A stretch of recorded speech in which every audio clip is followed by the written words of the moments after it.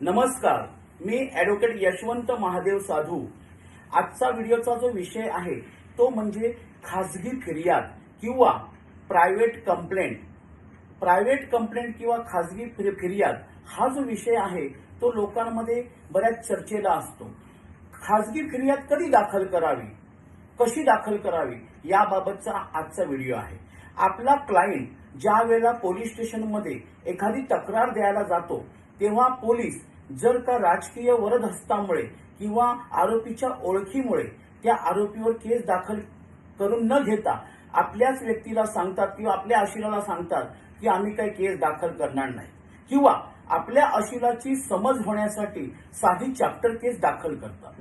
मग अशा प्रकारे पोलीस जर वागले तर आपल्या अशिलाला घाबरून जाण्याचं कारण नाही। आपण आपल्या अशिलामार्फत निश्चितपणे जर का एखादी तक्रार पोलिसांनी घेतली नसेल तर ती तक्रार खासगी फिर्याद म्हणून आपण डायरेक्ट कोर्टामध्ये दाखल करू शकतो। आणि कोर्टामध्ये खासगी फिर्याद दाखल करताना आपण निश्चितपणे त्या ठिकाणी आपला जो काही अशील आहे त्याचं समाधान होईपर्यंत आपण व्यवस्थितपणे त्याला न्याय देऊ शकतो।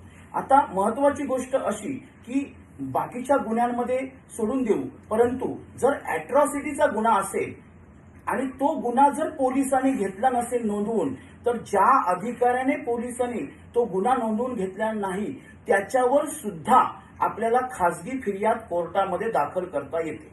तर अशा प्रकारे खासगी फिर्याद आपण दाखल करताना निश्चितपणे आपल्या फिर्यादीचं नाव, त्याचं वय, त्याचा राहण्याचा पत्ता, त्याचा व्यवसाय, त्याचबरोबर आरोपींचं नाव, आरोपींचं वय, आरोपींचा राहण्याचा पत्ता हे सरनाम्यामध्ये नमूद करून काय घटना घडलेली आहे ती आपण खासगी फिर्यादीमध्ये लिहिली पाहिजे।